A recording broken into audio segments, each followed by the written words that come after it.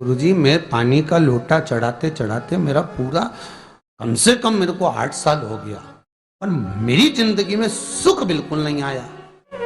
हमने कहा तूने कैसे चढ़ाया, वो भी तो सुने। तो क्या कैसे, क्या स्नान करा और मंदिर जाके लोटा चढ़ाया पानी का। अच्छा, अब मैंने कहा तू चुप रहे। उसके पति, यहीं की इसी ऑफिस की बात है, भवानी मंडी से, उसके पति से पूछा, हाँ जी वर्मा जी सही बताओ, पत्नी लोटा कैसे चढ़ाई। गुरुजी, ना जाने कहाँ के महाराज के चक्कर में पड़ी, लोटा भर के पानी चढ़ाने जाए, नहाने के बाद बच्चा इतना सा रो रहा, चिल्ला रहा, पर उसको टच तक नहीं करे, किसी चीज के नहीं छुए, और बिल्कुल कोरी की कोरी साड़ी पहने, धुली हुई, पहले ही बाथरूम में टांग के धर दे, उसको कोई छू नहीं सकता, टाविल टच नहीं कर सकता, और ऐसी जाके शंकर जी के फिर लोटा चढ़ाए। मंदिर में अगर किसी ने छू लिया तो वापिस आ जाए, नहाए धोए फिर जाए। मैंने कहा बस अब तो तू ऐसी जिंदगी भर चढ़ाती रहे तो भोलेनाथ आएगा ही नहीं। सत्य बोलो रे, मिलेगा। कई लोगों ने पूछा शंकर को रिझाने के लिए कौन से कलर के कपड़े पहने कि शिव राजी हो जाए। शंकर को पाने के लिए कपड़ा बदलने की जरूरत नहीं होती, शंकर को पाने के लिए कलेजा बदलने की जरूरत होती है, शंकर मिल जाता है। कपड़े से शिव कभी नहीं मिला साहब। आप कौन से कलर के कपड़े पहन रहे हो, ये शिव प्राप्त नहीं करोगे हो। सफेद पहन लिए, लाल पहन लिए, केसर के पहन लिया, उससे शंकर नहीं मिल रहा हो। बहुत सारी रुद्राक्ष की माला धारण कर ली, हाथ में भी खूब सारा रुद्राक्ष पहन लिया, यहां पर भी पहन लिया, कान में भी रुद्राक्ष धारण कर लिया, जटा पे भी रुद्राक्ष लगा लिया, उससे शिव नहीं मिलने वाला हो। अरे भाई,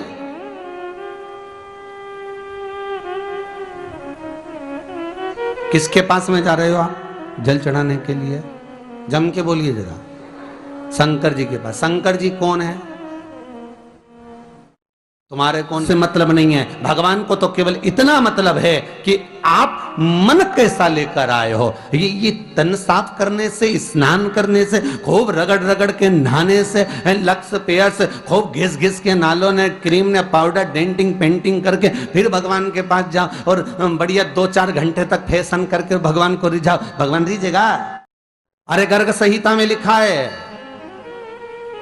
कि शंकर को एक बार प्रणाम करने का फल क्या है कि 10 अश्वमेध यज्ञ के स्नान का जो फल होता है वो मात्र शंकर को प्रणाम करने से मिल जाता है। कितना? 10 अश्वमेध यज्ञ के स्नान का जो फल है शंकर को मात्र प्रणाम करने से मिल जाता है। पर गर्ग संहिता कहती है कि 10 अश्वमेध यज्ञ के स्नान के बाद भी मनुष्य का जन्म वापिस मिल सकता है। मतलब वापिस तुम्हारा जन्म हो सकता है, किसी भी रूप में हो, जन्म हो सकता है।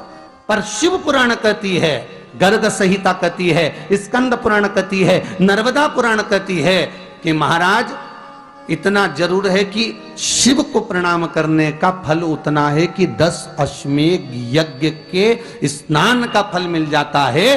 पर गर्ग संहिता कहती है कि शंकर के चरणों में अगर प्रणाम कर लिया तो ये पक्का है कि अश्वमेध यज्ञ का फल भले कट जाए पर शंकर के प्रणाम का फल नहीं कटता, उसका वापस जन्म नहीं होता और वो शिव का हो जाता, वो शंकर का हो गया, फिर उसका जन्म नहीं है। महाराज पति से कहा हाथ धो, स्नान कर लो जल्दी से, फिर अपन को चलना है मंदिर। पति बोला नहा लिया एक बार तो दूसरी बार फिर से नहा लो।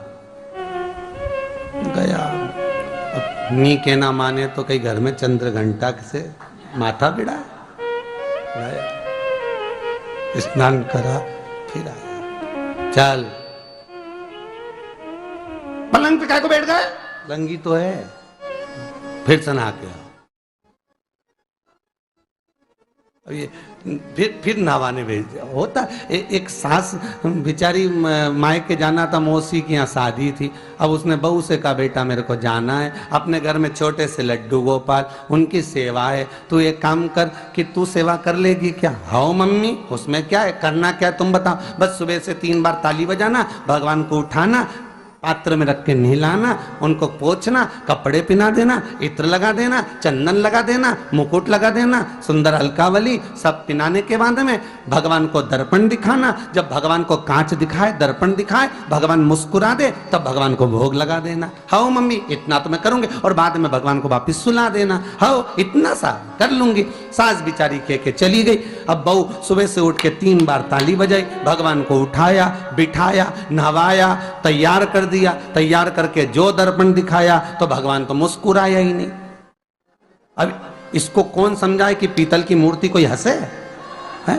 पर उसने तो विचार करा कि सास कह के गई भगवान जब मुस्कुरा दे तो उनको भोग लगा देना। अब भगवान तो कोई मुस्कुराए नहीं, ये दर्पण दिखाया। इसको लगा कि मेरी सेवा में कोई कमी रह गई। इसने भगवान का कपड़ा वपड़ा वापिस उतारा, इनको वापिस रजाई में सुला दिया। अब भगवान को वापिस रजाई में सुलाया, फिर आ गई, 3 बार फिर ताली बजाई, भगवान को फिर उठाया, फिर बिठाया, बिठाने के बाद में फिर उनको कपड़े वपड़े पहनाकर फिर दर्पण दिखाया, पर भगवान तो मुस्कुराया ही नहीं। ये वापिस इस सेवा में गलती रह गई। वापिस इसने सब कपड़ा उतारा, भगवान को फिर सुला दिया। सुबह 8 बजे से नहवा रही, कपड़े पहना रही और सुला रही। 1 बज गई, कुछ गलती रह गई होगी अपने सास के गई। अब की बार फिर भगवान को नहवाया। भगवान भी मन में सोचे नहवाई नहवा रही, खवा तो कछु ना रही। 28 बार नहवा दिया। इसके बाप का क्या जाए, 29 बार भी नहवा देगी। सर्दी होएगी तो हमको होएगी, इसका क्या जाए। नहवा ही रही है और खवाती कुछ नहीं, फिर सुला देती है, फिर ताली बजाए। अब क्या फिर आ गई और 29वीं बार फिर बैठ गई और फिर भगवान को नहवाया, कपड़े पहनाया, और पहनाने के बाद भगवान का श्रृंगार करके जैसे ही दर्पण उठाया, उठा के जो भगवान को दिखाने लगी, भगवान ने मन में सोचा अब की बार तो हंसी दूंगा, चाहे कुछ भी हो जाए। और भगवान दोनों दांत दिखा दिया। जैसे ही भगवान ने दांत दिखाया, इसने दर्पण रखा और जल्दी से भोग लाई, भगवान के जिमाया। भगवान के जिमाया, जिमने के बाद भगवान को फिर वापस सुला दिया। अब ये सुबह से जैसे ही आए तो भगवान पहले ही मुस्कुरा के, क्योंकि भगवान को मालूम है नवाएगी 25 बार का मतलब उससे चंद हंसी दो, हंसने में क्या जाता। तो भगवान पहले से मुस्कुरा के बैठ जा। अब एक दिन सास आ गई। सास ने कहा बहू अब सेवा मैं कर लूंगी। हाँ मम्मी कर लो। मम्मी सेवा करने बैठी। मम्मी ने भी स्नान कराया, श्रृंगार करा, कपड़े पहनाए, मुकुट लगाया। सब लगाने के बाद जैसे ही सास कांच दिखाने के लिए दर्पण को उठाई, इतने में से मूर्ति में से आवाज आई, दर्पण तो तेरी बहू दिखाएगी, उसको बुला दे, बहुत जोरदार दिखाती, वो दिखा सकती, तू वापिस धर दे दर्पण, तेरे बस का नहीं। भगवान को भी लगा कि भैया सामने, अब इसमें कोई दिखावा था क्या? प्रेम, वात्सल्य था। भगवान भक्ति के बल पर ही था। फिर बैठ गए पलंग पे, नाव वापिस, नाते नाते चले, मंदिर पहुंच गए। और राम, बेलपत्तर तो घर धरी आई। जैसे ही बोली बेलपत्तर घर धरी आई, पति इसको घूर के देखा, 2 बार नवाया है और बेलपत्तर रखी आई घर।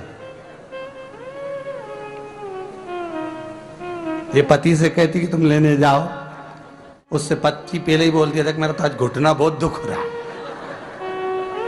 बहुत घुटना दुख रहा।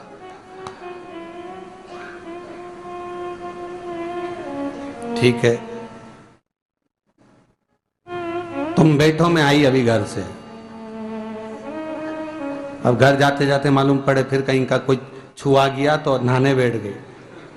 फिर आई, इसकी जो पूजन की थाली रखी थी, कोई भगत आया बेचारा, उसने सोचा मंदिर की थाली है, सब चढ़ा चुड़ू के चले गया सब। पति से बोली तुमने अकेले ही पूजन कर ली, मैं तो करा ही नहीं। ये नंदी जहां बैठा उसके पास में बैठा, मैंने हाथ नहीं लगाया। तो ये सामान कौन चढ़ाया? इनकी आई थी, सब चढ़ा। तो कि शर्म नहीं आई? बेलपत्तर तो था ही नहीं। तो क्या सियोर वाला महाराज की कथा सुनी थी, शंकर जी पे से उठा लिया, धो के चढ़ा के वो गई, वो चली गई। शिव ये नहीं कह रहा कि तुम वस्तुएं बटोर कर लाओ। शंकर कहता तुम्हारे पास में मिल जाए तो समर्पित कर दो, नहीं मिले धोया, वापिस शिव को चढ़ा दिया, वापिस शंकर को समर्पित कर दिया। शिव स्वीकार करेंगे। 1 महीने तक भी एक बेलपत्र को धोकर शंकर को रोज चढ़ाते रहो तो भी शंकर स्वीकार करेंगे। उसमें भगवान ये नहीं सोचेंगे कि निर्माल्य है, स्वीकार करेंगे। पर इसका मतलब ये नहीं है कि तुम मंदिर की घर से अगर पास में लगी हो, नजदीक में लगी हो, 8, 10, 15 घर छोड़कर कुछ थोड़ी दूरी पर भी बेलपत्र लगी हो तो लेकर जरूर जाना, नहीं तो कहीं कहीं की इतनी आलसन। उन्होंने कहा सियोर वाला महाराज बोला तुम तो उठा उठा के चढ़ा दो। तो भगवान के मंदिर में ही बेलपत्र नहीं जाए मालूम पड़े हो, तो ऐसा नहीं है कि नहीं जाए वाला, जाओ, पास में लगी हो तो लेकर जरूर जाओ। भगवान को समर्पित करने के लिए थोड़ा ना थोड़ा भाव भगवान के द्वार पर जरूर लेकर जाओ।